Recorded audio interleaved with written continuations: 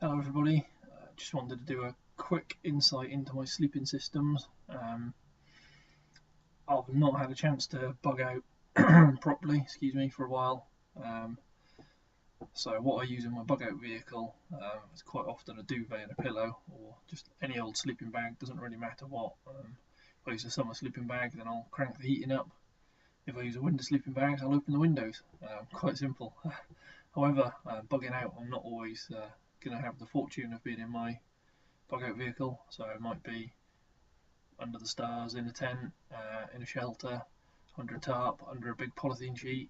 Who knows? Anytime, anywhere, what your sleeping situation is going to be. If I could plan for where I'm going to be, the most important thing for me to take is this little pre-prepared package. Thick plastic garden refuse sack, available pretty much anywhere. Inside this, I've got British Army Gore-Tex bivy bag. I'm not really a great advocate of ex-army kit for everything. I don't know why. I've got no gripes with ex-army kit. I just don't think it always fits as many purposes other than army type things or extreme survival. If you're not, I don't know what's the word I'm looking for. I don't want to say hardcore survivalist or bushcrafter or prepper. That's not fair. I've just got a few hang-ups about using ex-army kit. Anyway, this is one piece of ex-army kit that I would implore everybody to go out and get their hands on one. I picked this up about 15 years ago. Cost me 35 quid. Immaculate condition. No rips, no tears, no repairs. All the seams are still tape sealed.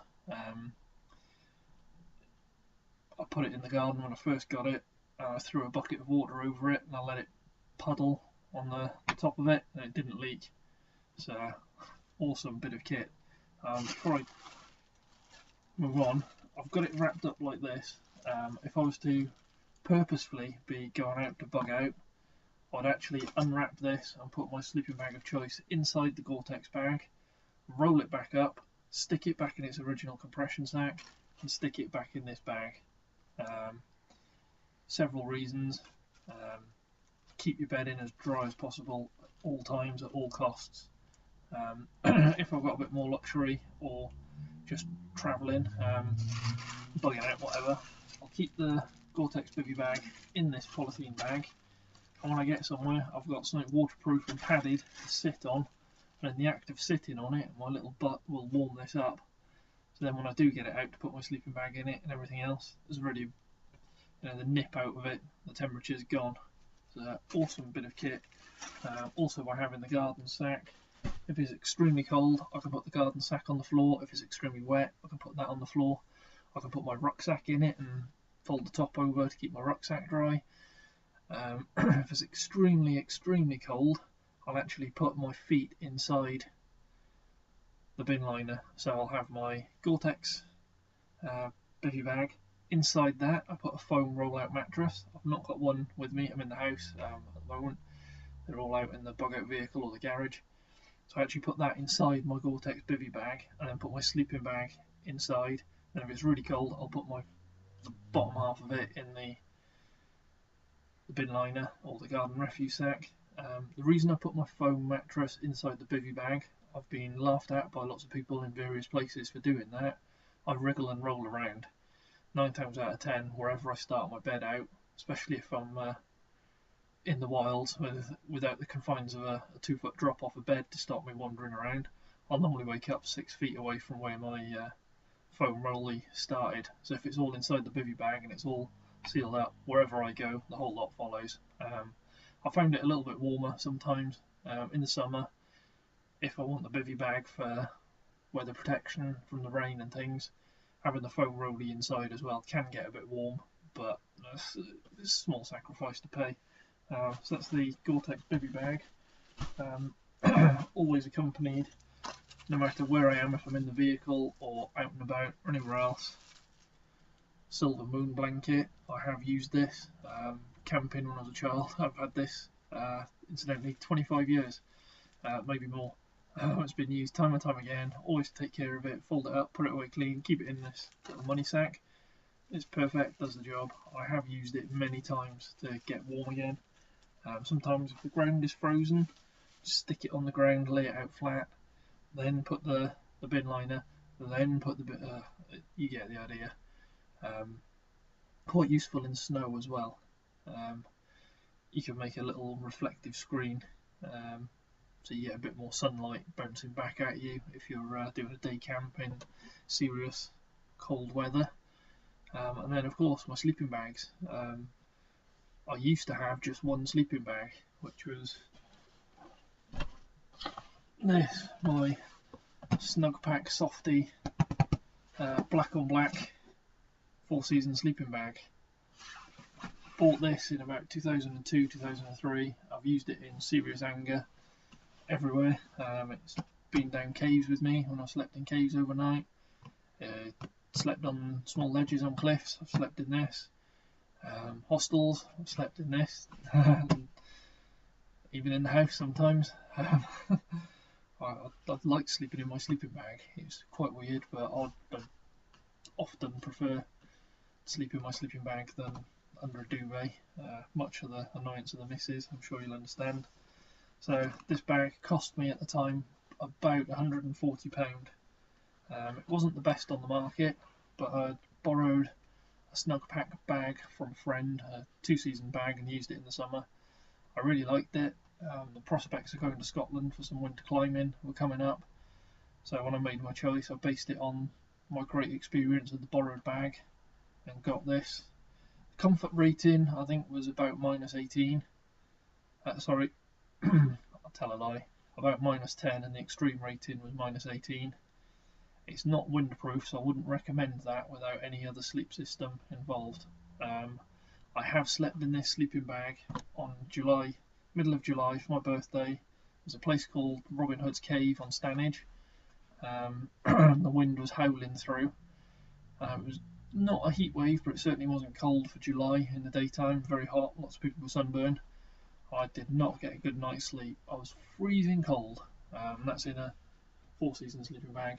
They're not windproof, so it's a synthetic bag. Doesn't get very lofted with air. It's quite flat. I was cold, so that's in July in a bag that will keep you safe to -20 odd.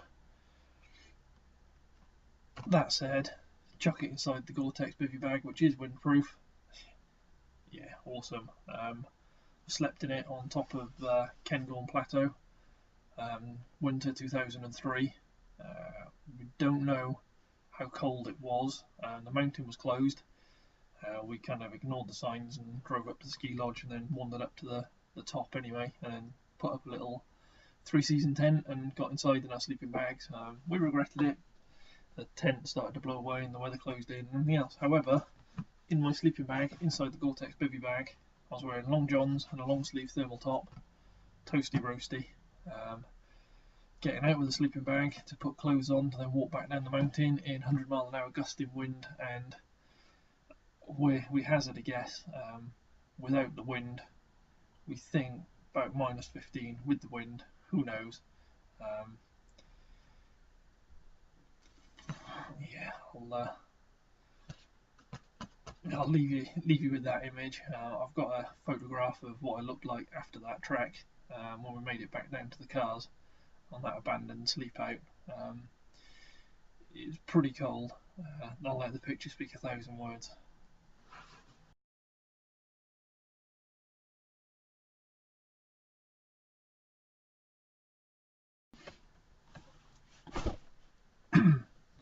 So, at the time of owning that sleeping bag, my partner at the time, Rihanna, she wanted to come camping with me in Scotland in winter and things. We had my old Fiat Scudo bug out vehicle. I loved that van. She always used to take a duvet and blankets, and I think she liked the romantic idea that you're in a van on a mattress, therefore you have the kind of the frilly bedspread from home. Didn't last very long, and we soon found our way heading to the town. She wanted to buy a 4-season sleeping bag, but she was quite tight with her money. So she actually ended up in Tesco's of all places, and she picked up this this beast is enormous. It will compress down. The compression sack sadly broke almost on day one. You can squish it quite a bit, but this is an absolutely supermarket brand sleeping bag. I love this sleeping bag. It's mine now. It's well, the specs on here: comfort rating to -6.7, extreme rating -24.4. So, £30 sleeping bag. Heck of a lot colder than £130 sleeping bag, or 140. I really can't remember. Either way, nearly £100 cheaper. Doesn't compact down as much, twice as heavy. What can I say? This, for the money, this is the best sleeping bag I've ever had my hands on. It's very fluffy, it's comfortable. I've slept on this on a hard floor, and there's enough kind of loft in it to not even miss the foam roll mat.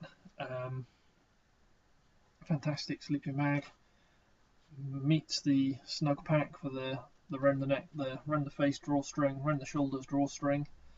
Got one or two others. My only complaint with this sleeping bag is the zip flap is quite loose material that gets caught in the zip every single time.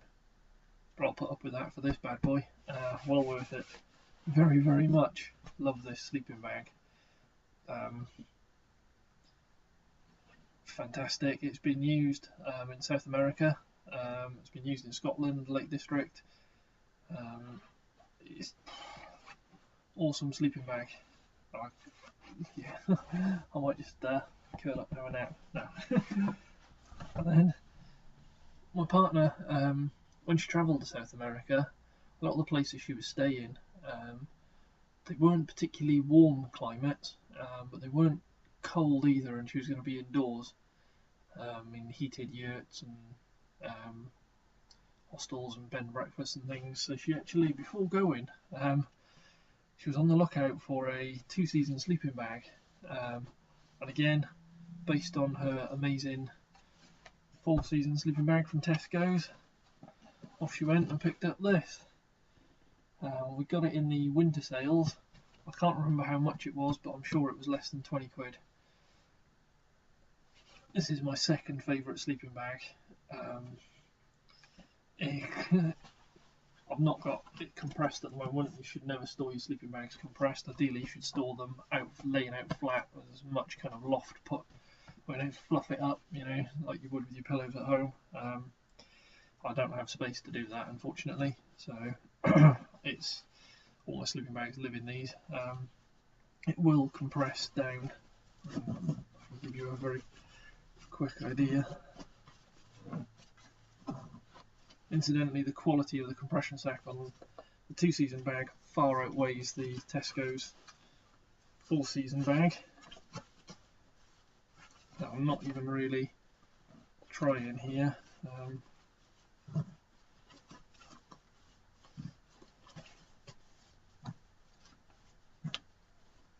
Give me a second.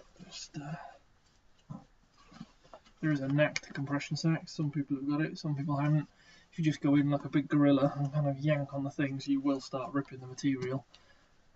If you work your way around slowly with a little bit of pressure on each time, you will get there, but again, you risk busting the material. I find a neat little trick is you kind of come down, take up the pressure, your finger, so again, pull it down, stop it, and then you can go up.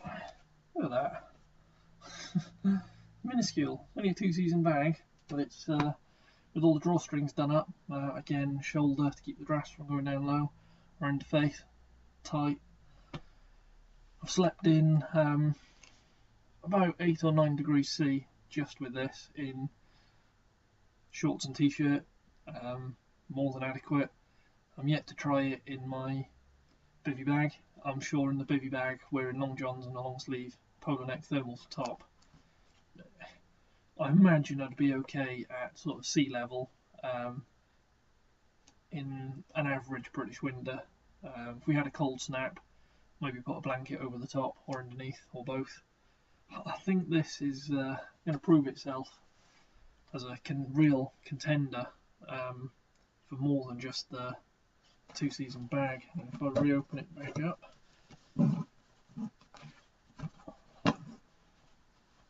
I can read the label. I'll just tell you, just get some loft back in it. It's so important to keep the loft in your bags. Extreme rating -9. 2-season sleeping bag -9. Weighs less than a kilo and is actually duck down. So a down sleeping bag, less than 20 quid, with a comfort rating of -9. Bargain of the century, guys. I don't know, I mean, this is a few years old now. Keep your eyes out in Tesco's. I cannot speak fondly enough of their Tesco Ultralight Mummy sleeping bag system. Fantastic. The other thing, regards sleep systems, I've known of people that use their jumpers, they use their towel or whatever else as a pillow. Pillow is pretty light and you can generally fold them up quite small. I find it's worth taking a real pillow no matter where I'm going. Obviously extreme bug out, you know, shit hits the fan scenario. I'm not going to have a pillow in the car or the bug out vehicle or the office at work. I'm just going to, you know, have whatever I've got. If I'm planning to go somewhere, whether it's a planned bug out or a last minute bug out, I'll still grab a pillow and stuff it in the top of my sack. Just because you're bugging out doesn't mean you can't have creature comforts. There's a few things I've learned about sleep systems and sleeping bags over the years. The easier it is to deploy when you need it at the end of the day, the more likely you are to have a better night's sleep. You might think, well, what difference does it make if you spend 2 minutes or 10 minutes getting your sleep system ready? It's not so much the time it takes, but a trickier sleep system, chances are by the time you got it out of the compression sack, got it out of the whatever, however you've stored it, if it's not quick and easy, you'll probably fumble, you'll probably drop it on the floor, it'll probably get muddy, it'll probably get wet. Keep it simple. Everything about sleeping should be simple. It's one of the most important things in any given life situation, day to day or survival or anything. We can't function without sleep. If we've got water and sleep, we'll do alright. Water and food, we're doing okay, but no sleep, the food, you might as well not have the food and substitute it for sleep. They're as important as each other, but sleep often gets overlooked. So if you're quite particular about how you like to sleep, find out what works out for you and practice it, give it a try. I'd highly recommend for anybody before taking a sleeping bag out into the wilds, give it a try at home. Ditch the duvet, sleep on the bed, living room floor, back garden, anything. Just so many people are starting to use the phrase try before you rely. Nothing worse than being in the middle of nowhere, finding out as soon as your zip jams you've got to get out and start ragging it and everything else before you can do anything. Try at home, find out what the knack is to open and close that zip whilst you're in it. Find out how easy the drawstrings are to open and close from inside the bag. Nothing worse than pulling the shoulders tight and then realising, oh, you didn't do the hood, or you do the hood but then you can't move. Work out what works for you and your sleep system. Lots of things I've learned over the years are you can pretty much take the extreme rating and ignore it. The comfort rating, again, you can take and ignore it. We're all different, we've all got different physiques. Some of us have got more meat than others. We're all comfortable at different temperatures, and what the manufacturer recommends, that's their safety margin.